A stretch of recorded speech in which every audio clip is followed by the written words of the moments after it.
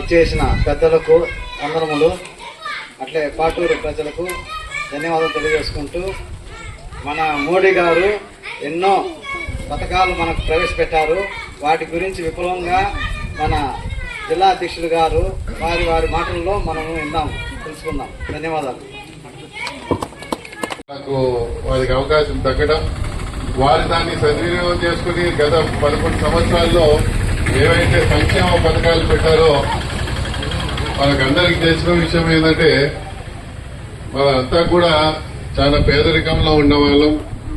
రోజువారీ కూలీలు చేసి బతుకుతీరుకు మనం ఏదో ఒక పని చేసుకుంటా ఉంటాం.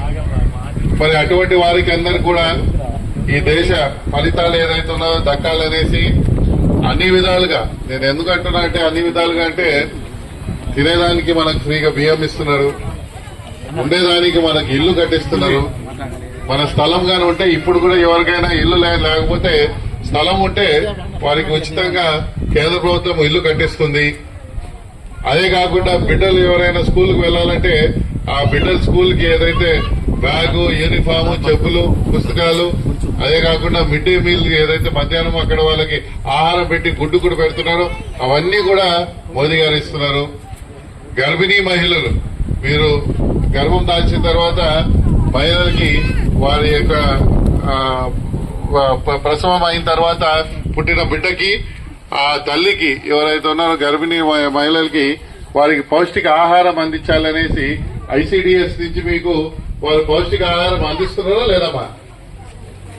గుడ్లు ఇస్తున్నారు, పాలు ఇస్తారు, వాళ్ళు ఇస్తున్నారు కదా. అంగన్వాడీ కేంద్రం నుంచి ఇస్తున్నారు, అది మోదీ గారు ఇస్తున్నారు. మరి అదే కాకుండా ఆడబిడ్డ కానీ పుడితే ప్రతి ఆడబిడ్డకి ఫస్ట్ పుట్టిన ఆడబిడ్డపై కూడా ఒక రకమైన వివక్షత సమాజంలో ఉన్నది. మగబిడ్డ పుడితే అందరూ సంతోషిస్తారు, ఆడబిడ్డ పుడితే ఆడబిడ్డ పుట్టింది అనేసి ఒక రకంగా ఉంటదనేసి ఆ ఒక వివక్ష తీసి ఆ పుట్టిన ఆడబిడ్డలందరూ కూడా వారికి ఒక తండ్రిలా నేనుంటాననేసి ఒక భరోసా కల్పించాలనేసి వారికి ఆ ఒక పథకం కింద వారికి అందిస్తున్నారు, ఒక చేయూతని ఇస్తూ. అదేవిధంగా రైతులకి కిసాన్ సమ్మాన్ నిధి అనేసి సంవత్సరానికి 6,000 రూపాయలు పెట్టుబడి సాయం చేస్తున్నారు.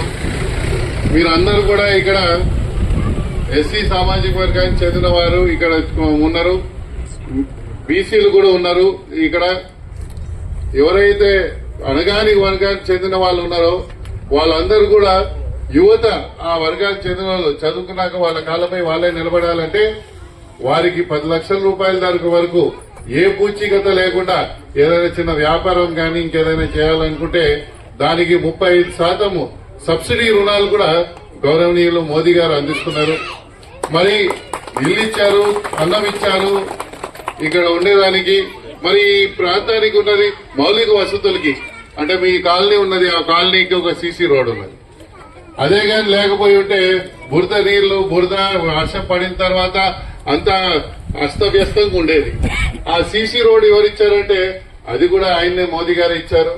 మరి మనం అందరూ కూడా పేదవాడికి ప్రతిరోజు పని అనేది ఉండదు, మరి అటువంటి వారికి పనికి భద్రత కల్పించాలి అనేసి ఒక ఆలోచనతో మనకు ఇప్పుడు పనులు ఏదైతే ఉన్నదో ఉపాధి హామీ కింద మనం ఏదైతే 100 రోజులు పనులు వెళ్తున్నామో ప్రతి మనిషికి 250 రూపాయల వేతనంతో 8 గంటలు కానీ మీరు పూర్తిగా మీరు పనిచేస్తే సంవత్సరానికి మీకు అందరికి కూడా 25,000 రూపాయల వరకు అందించే ఘనత గౌరవనీయులు మోదీ గారు చేస్తున్నారు. మరి మీకు అదే కాకుండా మీరందరూ కూడా అసంఘటిత కార్మికులుగా ఉన్నారు. మీరందరూ కూడా మీరు ఒక పార్టీలు కూడా దళితులను, బీసీలను తగ్గితీసిన అంశాలు లేవు. కానీ నరేంద్ర మోడీ గారు గత 11 ఏళ్ళకి కూడా కేవలం ఎస్సీ, ఎస్టీ, బీసీ, మైనార్టీ మీదనే ఫోకస్ చేసి మన డెవలప్మెంట్ చేస్తున్నారు. కాబట్టి ప్రతి ఒక్కరు కులం, మతం, ప్రాంతం, భాష పని లేకుండా అందరూ బీజేపీకి సపోర్ట్ చేయాలా. సాయి లోకేష్ గారికి మనం ఎప్పుడు వెనదనే ఉండి నెక్స్ట్ ఆయన ఎంపీ అయ్యడానికి మనందరూ కూడా బీజేపీ కోరుతూ నాకు ఇచ్చే అవకాశాన్ని ధన్యవాదాలన్నా. ఎన్రోల్మెంట్ కానీ చేస్తే, రిజిస్ట్రేషన్ చేసుకుంటే ఏ రూపాయి పెట్టకుండా మీకు ఒక కార్డు అనేది ఇస్తారు. ఆ కార్డు ద్వారా మీకు 2 లక్షల రూపాయల వరకు ఆరోగ్యం మీకు ఏదైనా మీకు ప్రాణాపాయం వెళ్తుంటే ఎక్కడైనా యాక్సిడెంట్ అవుతే ప్రాణాపాయ పరిస్థితులు వచ్చిందనుకోండి, అటువంటి సమయంలో 2,000 రూపాయలు జీవన బీమా ఇస్తున్నారు. అంగవైకల్యానికి 1 లక్ష రూపాయలు ఇస్తున్నారు. మరి 65 సంవత్సరాలు దాటిన తర్వాత ప్రతి నెల 3,000 రూపాయలు పెన్షన్ అనేది కూడా ఇస్తున్నారు. అది ఈ శ్రమ్ కార్డులు అనేసి ఎవరైతే కార్మికులు ఉన్నారో వారికి ఇవ్వటం జరుగుతుంది.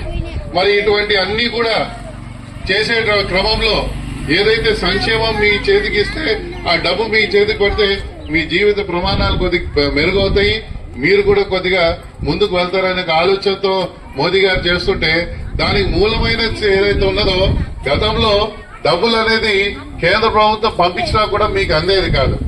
అంటే దాదాపు ఒక 65 సంవత్సరాల వరకు దేశ స్వాతంత్రం వచ్చినప్పటి నుంచి కొన్ని లక్షల కోట్ల రూపాయలు పేదలకు పంచుతున్నాం అన్నా కూడా ఇక్కడ పేదలు మాత్రం పేదరికంలోనే ఉండే కానీ వాళ్ళు ముందుకు వెళ్ళలేదు.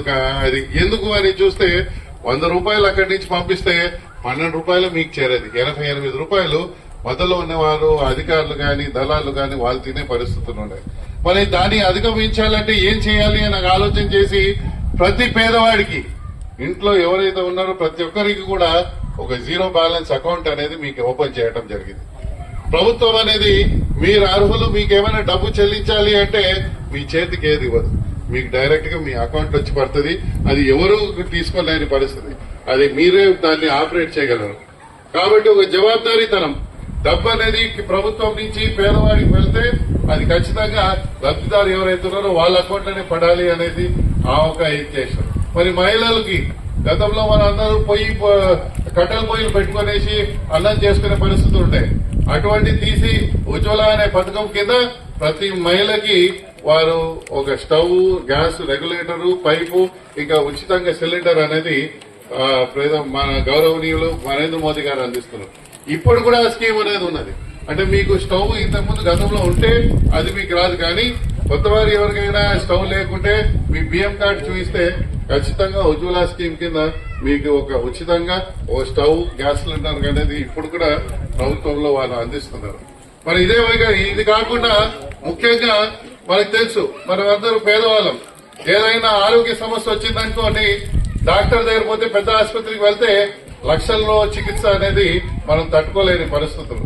మరి అటువంటి పరిస్థితులు ఏమైనా వస్తే ఏం చేయాలి, ఎవరు అక్కడ ఖర్చు పెడతారంటే ఆయుష్మాన్ భారత్ అనే ఒక కార్డు ద్వారా ప్రతి ఒక్క మనిషికి 5 లక్షల రూపాయల వరకు ఆరోగ్య బీమా అన్నది గౌరవనీయులు నరేంద్ర మోదీ గారు అందిస్తున్నారు. ఏ హాస్పిటల్ అయినా వెళ్లి ఆ కార్డు చూపిస్తే పూర్తిగా ఉచితంగా మీకు వైద్యం, చికిత్స చేయబడుతుంది. ఇప్పుడు కూడా మీరు ప్రైమరీ హెల్త్ సెంటర్ ఏదైతే ఉన్నదో క్లినిక్ ఇక్కడ ఎక్కడున్నది? పిహెచ్సి ఎక్కడ?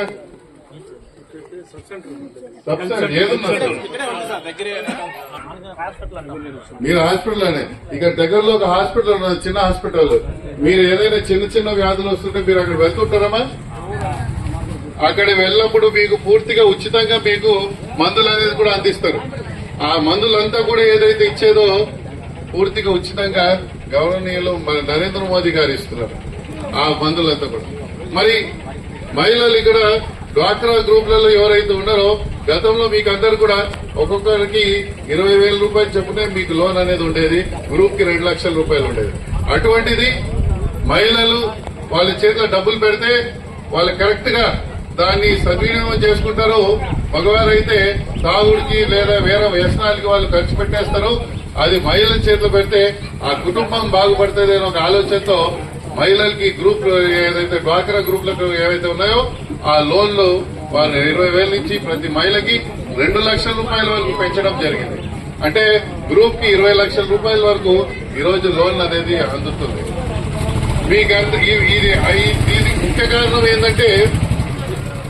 కారణం ఏంటంటే మన ఇళ్లలో అనుకోని ఖర్చులు అనేది అప్పుడప్పుడు వస్తుంటాయి. శుభకార్యం కానివ్వండి, ఇంకేదో కానివ్వండి. మరి అప్పుడు ఆ సమయంలో ఎవరిని అడిగి మనం డబ్బుల కోసం మనం వెళ్ళాలి అంటే ఈ మహిళా డ్వాక్రా గ్రూపులతోని వారిని సశక్తులు చేయాలనే ఒక ఆలోచనతో వారికి ఇంతకుముందు 20,000 ఒక మహిళకు వచ్చేది 2 లక్షల దాకా పరిమితి పెంచారు. మరి మహిళలు లక్షాధికారి కావాలి అనే ఒక ఆలోచన ఈ భారతదేశంలో దాదాపు 77 సంవత్సరాలు స్వాతంత్రం వచ్చిన తర్వాత మొట్టమొదటిసారి ఎవరికైతే ఆలోచన వచ్చిందో అది మన గౌరవనీయులు నరేంద్ర మోదీ గారికి వచ్చింది. ఏమి అనంటే ప్రతి మహిళ ఈ దేశంలో ఎందుకు లక్షాధికారి కాకూడదు అంటే మీరు అనుకోవచ్చు. సార్ ఏదో అంటున్నారు లక్షాధికారులు అనేసి, మాకు వేలలో కూడా మాకు డబ్బులు రాదే, మరి ఈయన లక్షల గురించి మాట్లాడుతున్నాడు, ఏమి నేను మాట్లాడేదని మీకు సందేహం కలిగవచ్చు. కానీ వాస్తవంగా పక్కనే ఉన్న ఇక్కడ మీకు బోయింపల్లి అనేసి రాజంపేట ఆనుకొని ఉన్నది. అక్కడ ఒక మహిళ, ఆమె ఇంట్లో ఉండి నేను ఏం చేయాలి సార్, నేనే ఒక చిన్న పరిశ్రమ పెట్టుకుని ఏదో ఒక చిన్న పరిశ్రమ రొట్టెలు మేకింగ్ తయారీ చేసేదో, లేకపోతే వడియాలు చేసేదో, లేకపోతే మురుకులో అటువంటి తిని పదార్థాలు ఏదైనా వ్యాపారం చేసుకుని ఈరోజు వాళ్ళందరూ కూడా దాదాపు 30,000 నుంచి ₹1,00,000 దాకా ప్రతి నెల వారు అధికంగా వారు సంపాదన అనేది వారు చేసుకున్నారు. దానికి తగు కావాల్సిన సహాయం ఏదైతే ఉన్నదో ఆ పరికరాలు కానివ్వండి, ట్రైనింగ్ కానివ్వండి, ఇంకెక్కడైనా పోయి అందించాలంటే కూడా వాటికి సపరేట్ గా ఇంకో లోన్ అనేది లఖపతి దీదీ స్కీమ్ అనేది ఒక పథకం కింద మీకు అందిస్తున్నారు. ఇవన్నీ ఎందుకు చెప్తున్నారంటే ఇవన్నీ కూడా మీరు బాగుండాలి, మీరు బాగుంటేనే ఈ ప్రాంతం ముందుకు వెళ్తుంది, ఈ ప్రాంతం ముందుకు వెళ్తే దేశం అనేది ముందుకు వెళ్తుంది అనే ఒక ఆలోచనతో వారు మనకు చెప్పడం జరిగింది. మరి ఇవన్నీ కూడా మీకు దక్కాల్సిన స్కీములు, మీకు దక్కాల్సిన ఏదైతే ఉన్నాయో పథకాలు, వీటిలో ఏవైనా కూడా మీకు గాని ఇప్పుడు దాకా నేను చెప్పిన వాటిలో రాకపోయి ఉంటే ఇప్పుడే ఆయన అన్నాడు మాకు మన మురళి గారు ఇక్కడ మన మధ్యాహ్న భోజన పథకం కింద కొంత ఆధార్ సమస్య ఉన్నది, ఇక్కడ ఆధార్ ఫింగర్ వేసుకుంటే మాకు కొన్ని ఇబ్బందులు వస్తున్నాయి అనేది. అది ఒక సాంకేతికమైన ప్రాబ్లం. ఆ ప్రాబ్లం మేము అధికారుల దృష్టికి తీసుకువెళ్లి అవన్నీ కూడా మీకు వచ్చేలా, మీకు అందేలా మేము చర్యలు తీసుకుంటాం అనేసి సభాముఖంగా మీకు తెలియజేస్తూ, అదేవిధంగా ఏ విధంగా అయితే మీకు మన మోదీ గారు ఇన్ని పథకాల ద్వారా మిమ్మల్ని ఆదుకొని మీరు బాగుండాలి అనేసి ఒక ఆకాంక్షతో వారు ఈ పథకాలంతా ప్రవేశపెట్టారో, అదేవిధంగా ఆ పథకాలన్నీ మీకు దక్కే విధంగా మీ జీవిత ప్రమాదాలన్నీ కూడా ఘనంగా ముందుకు పెరగాలనేసి ఒక ఆలోచనతో ఈరోజు మేము భారతీయ జనతా పార్టీ వైపున మేమందరూ కూడా మీకు అందుబాటులో ఉంటాం. అటువంటి సమస్యలు ఏమున్నా మీరు మా దృష్టికి తీసుకొచ్చి మీరు మాకు తెలియజేస్తే నిన్ననే మీ ప్రాంతం నుంచే నాగిరెడ్డిపల్లి నుంచి ఒక అతను కువైట్కి వెళ్లి అక్కడ దాదాపు 14 సంవత్సరాల నుంచి అక్కడే ఉండిపోయినాడు. అక్కడ ఏదో మన గొర్రెల మీద కాపలా కాసే ఒక పని చేసుకుంటూ అక్కడే ఉండిపోయినాడు. పాపం వాళ్ళ కొడుకు బిడ్డ ఇక్కడ నిన్న చనిపోతే, అతనికి గుండెపోటు వచ్చి చనిపోతే అంత్యక్రియలకి వెనక్కి రావాలంటే ఏదో సమస్య ఉన్నది, ఆ పాస్పోర్ట్ లో మనకు డేట్ ఏమి లేదు అని చెప్తే వెంటనే మేము పైన ఉన్న ఢిల్లీలో ఉన్న కేంద్ర మంత్రికి ఆయన దృష్టికి తీసుకువెళ్లి ఆయనకు చెప్తే వారు వెంటనే సంబంధిత అధికారులు తీసుకువెళ్లి 1-2-3 రోజుల్లో దానికి కూడా పని అయ్యేటట్టు మేము చూస్తాం అనేసి వారు చెప్పడం జరిగింది. అంటే మీరు అనుకోవచ్చు కష్టం ఉంటే, సమస్య వస్తే యాడికి వెళ్ళాలి, మనము ఎవరి దగ్గర వెళ్ళాలి అని అంటే నేను మీకు అందరికి కూడా చెప్తున్నా, ఎక్కడా మీరు ఆలోచించాల్సిన పని లేదు. మీకు ఏ సమస్య వచ్చినా, ఏ కష్టం వచ్చినా భారతీయ జనతా పార్టీ తరఫున మేమందరూ కూడా మాకు మీరు ఎవరికి ఓటు వేశారు, మీరు ఏ కులము, మీరు ఎవరు వెనకాల ఉన్నారు అవన్నీ అనవసరం. మీకు ఏదైనా సమస్య ఉంటే మా గౌరవ ప్రధానమంత్రి వర్యులు వారు చెప్పింది 2 అంశాలు, సేవ, సుపరిపాలన అనే అంశాలు చెప్పు.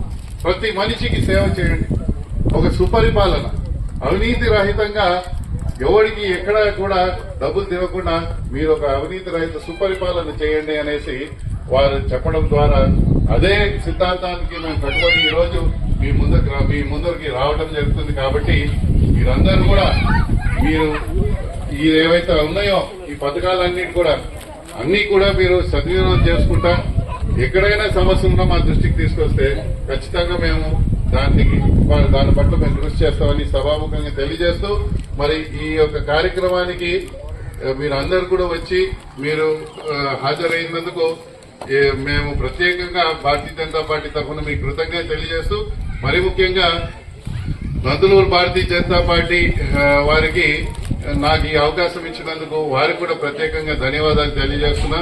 ఎవరైనా కూడా వచ్చిందనే మా కృష్ణయ్య గారు మాకు చాలా ఆప్తులు, మాకు చాలా దగ్గర. ఆయన అడిగాను నేను, కృష్ణయ్య ఎప్పుడో పాతకాలం ఒక 20 సంవత్సరాలు పడి ఉన్న అది పాడుపడి ఉన్న సైకిల్ తప్పుతున్నావు. ఇప్పుడంతా కూడా బ్యాటరీ ఆపరేటెడ్ అవి ఇవి అంతా వస్తున్నాయి బైకులు అవన్నీ. అవి తెచ్చుకోకూడదా, నేను తెచ్చిస్తా అంటే, సార్ ప్రపంచం అంతా ముందుకు పోయినా కూడా నాకు ఈ సైకిల్ అచ్చొచ్చింది అనేసి ఆయన చెప్పాడు. సో అటువంటివి ఏదైనా ఉన్నా కూడా నేను సైకిల్లోనే ఉండమని చెప్పట్లేదు.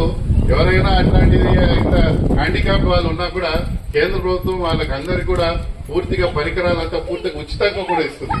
మీరు ఎవరిని పోయి అడగాల్సిన పని. మా దగ్గరకు వస్తే నేను వెంటనే అది మాట్లాడి అది మీ ఇంటికాడే వచ్చేటట్లు నేను ఏర్పాటు చేస్తాను. కాబట్టి ఏదున్నా సరే భారతీయ జనతా పార్టీ మీ వెన్నుంటుంటది. ఏ విధంగా అయితే షబీర్ గారు అన్నారో, సాయి ప్రతాప్ గారికి పెద్ద ఎత్తున మద్దతు పలికి వారు నీరాజ పెట్టి వారి ఆశీర్వదించిన ఈ పాటూరు పంచాయతీ ఉన్నదో దాన్ని నేను దగ్గర తీసుకుంటున్నా. మీ ఏ సమస్య వచ్చినా కూడా దానికి అన్నిటి కూడా ఎప్పుడు కూడా మేము ఉంటామనేసి ఈ సందర్భంలో తెలియజేస్తూ మరి ఒకసారి మీకు అందరికీ కూడా ధన్యవాదాలు తెలియజేస్తూ, భారత్ మాతాకి నరేంద్ర మోదీ గారి నాయకత్వం, నరేంద్ర మోదీ గారి నాయకత్వం, నరేంద్ర మోదీ గారి నాయకత్వం. జై హింద్. నరేంద్ర మోడీ గారి నాయకత్వం, నరేంద్ర మోడీ గారి నాయకత్వం, జేపీ నడ్డా గారి నాయకత్వం, జేపీ నడ్డా గారి నాయకత్వం, దగ్గుపాటి పురంధేశ్వరి గారి నాయకత్వం, దగ్గుపాటి పురంధేశ్వరి గారి నాయకత్వం, సాయి లోకేష్ గారి నాయకత్వం, సాయి లోకేష్ గారి నాయకత్వం, నందలూరు మండల బీజేపీ నాయకత్వం, నందలూరు మండల బీజేపీ నాయకత్వం. జై హింద్. నరేంద్ర మోడీ గారి నాయకత్వం, నరేంద్ర మోడీ గారి నాయకత్వం, జేపీ నడ్డా గారి నాయకత్వం, జేపీ నడ్డా గారి నాయకత్వం, దగ్గుపాటి పురంధేశ్వరి గారి నాయకత్వం, దగ్గుపాటి పురంధేశ్వరి గారి నాయకత్వం, సాయి లోకేష్ గారి నాయకత్వం, సాయి లోకేష్ గారి నాయకత్వం, నందలూరు మండల బీజేపీ నాయకత్వం, నందలూరు మండల బీజేపీ నాయకత్వం. జై హింద్.